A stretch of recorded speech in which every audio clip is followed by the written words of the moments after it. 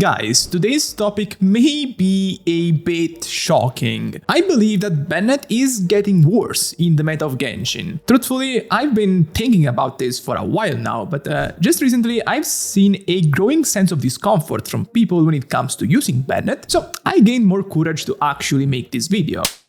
First of all, let's point out the obvious. As a baseline, Bennett is still an awesome character, very good. He is one of the few characters in the game that can cover two roles very well, and that is buffing and healing. And originally, so when the game started, that's kind of what set Bennett apart from other supports. So the fact he could fill the healer slot while also massively buffing your main character. For that time, it was also pretty easy to use, because all you had to do to get access to all of that utility from him was just staying within the circle he created with his burst. On the flip side, I feel like things have now changed today, and that practicality that made him so good back in the day isn't up to standards anymore. And I'll make the case that it's not only his buffing capabilities that got worse, but also his healing capabilities. So let's go in order. First of all, when it comes to buffing, Bennett mainly does one thing: buffing the attack of the active character. In fact, unless you have his Constellation 6, that's all his burst does, and that's all it needs to be a game-altering upgrade for your character. On top of that, if you get his Constellation 6, his burst will provide 15% pyro damage bonus on top of the attack bonus, and also pyro infusion for the active character. Now, it would be very easy and convenient to say that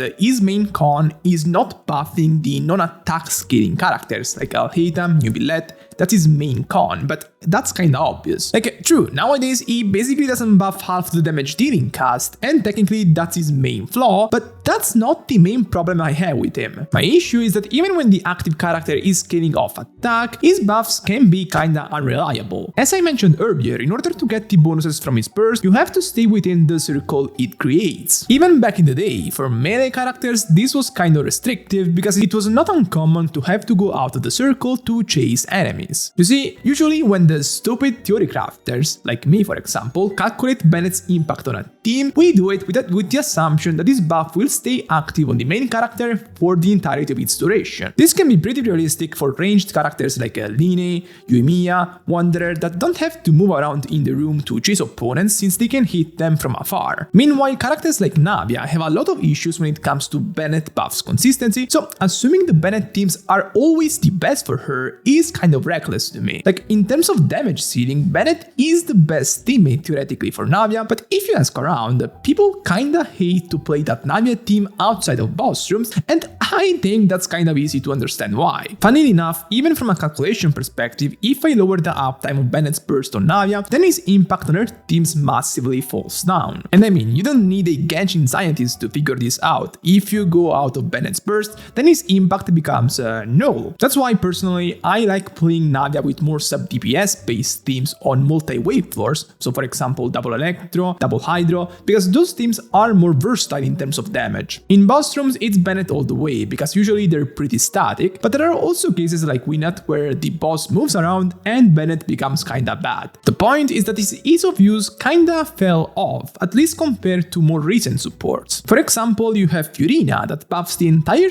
team with no positional restrictions, Chebruz that pretty much only needs overload reactions to get their buffs going, or Goro that provides a buff that follows you around. You could argue that this is kind of counterbalanced by the fact that these supports have more restrictions in terms of kit. For example, Furina needs to have a healer on team to provide their buffs, Chebruz needs to be on a team that only includes Pyro and Electro characters, Ferozan can only buff Anemo characters, Goro can only buff Geo characters, and so on. But I would argue that attack buffing is becoming similarly niche nowadays. Let me remind you that if you enjoy my content but you haven't subbed yet, please consider doing so because it really helps me notice your support. I made a little tier list to basically rank how important Bennett is for each character, specifically mainly damage dealing characters. Didn't put every character, but it's just to give you the idea really. The no Bennett tier is very straightforward. It's basically all of those characters that don't mainly scale of attack. Actually, characters like Alhaitham, Ito, Noel, Tinari, Sinnoh still scale of attack some, but they have some other main scalings that make Bennett worse than usual. Then you have this tier here, benefits from Bennett but has better options, that has all characters that still can be teamed up with Bennett, but they generally have better teams. For example, Ayaka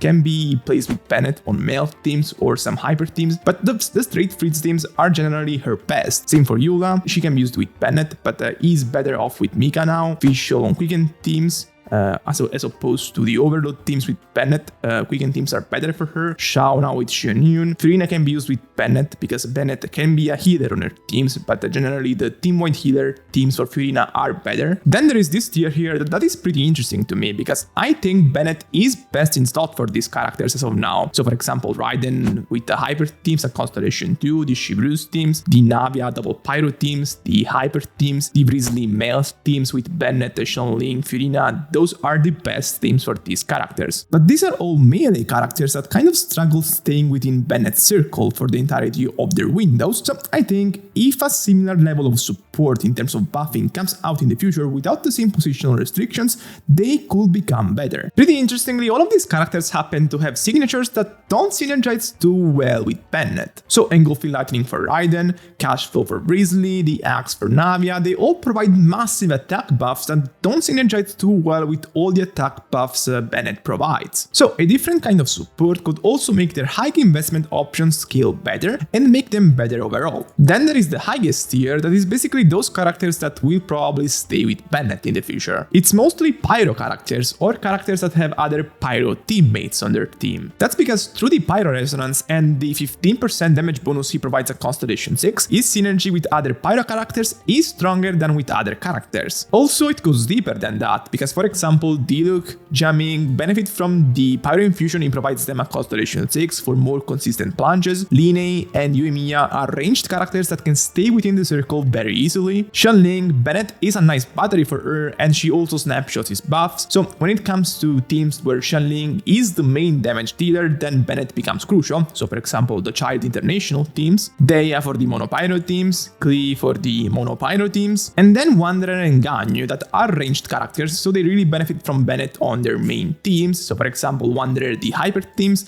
Ganyu the male teams. Bennett buffs them a lot and they also find it easy to stay within the circle. So if I had to find a pattern here for this tier, it's either Pyro characters or characters that really benefit from having Pyro damage dealers on their teams, or ranged characters. To me, for other types of characters, for the most part, Bennett becomes really replaceable. So what seems to be true to me is that Bennett is becoming more and more niche, because more and more supports are coming out that can compete with or even beat Bennett in their own niches. You have Mika Constellation 6 on physical teams that is basically just as good in terms of buffing, and he also provides team-wide healing that is good for a character like Furina, for example, if you want to play Eula, Furina, and Mika. Shibrus is generally the better buffer in the overload team niche than Faruzan in the Anemo niche, same for her. Goro isn't quite as good in the Geo niche as Bennett is on his best teams, but he comes with no positional restriction with his elemental burst, so that's nice. The point I'm making is that as they diversify the meta more and more with different kinds of supports, Bennett will get sidelined more and more. And I think the current usage rates for Bennett kind of depict the reality of things right now. While I by no means believe that the usage rates are some kind of universal truth, for Bennett they make sense in terms of what they state. Up until 4.0, it was sitting at 80% in the highest tier, while now is all the way down to 50%. And that's because there is more variety now, and so what he provides is not that unique anymore. But still, it's not only about the offense with Bennett, it's also about the healing. Now, to be honest, the healing he provides is still pretty great. His burst will heal your active character every second, and on a decent HP build for Bennett, the heals can even go over 5000 per tick. In terms of single target healing, he is for sure one of the best in the game, raw numbers wise, but just like it is for his offensive support, it's not really about the raw numbers, but rather the practicality side of it. For one, the if you go out of the burst you lose everything rule goes for the healing as well. Again, this is not an issue for ranged characters, but for melee characters it can be. Second, this is actually the bigger issue, the burst applies pyro on your active character. This can be very fucking negative for your character durability because it means opponents can hit vaporize or melt reactions on you. Opponents like Kenki, Tolpa or some consecrated beasts skills can pretty much one-shot you if they trigger a reaction like that on you. And trust me, there is no amount of healing that can protect you from a one-shot. On fragile characters like a child, wanderer, this can be a big issue, so it's a flaw for Bennett. Overall, his healing is still good, and for the most part enough to be safe in the Abyss, but in my opinion, it's getting worse compared to more traditional healing. So the offense part is getting worse, the healing is getting worse, and so Bennett as a whole is getting worse. Like, I think Hoyoverse is going towards characters that are pretty comfy in how they affect your gameplay. For example, Furina, Nahida, they're some of the easiest characters to use in the game. So in the upcoming Pyro region, Natlan, I could definitely see Hoyoverse releasing a comfier version of Bennett. And I'm done for today. If you enjoyed this video, make sure to subscribe and also go check the latest guide I made on UV LED. Peace!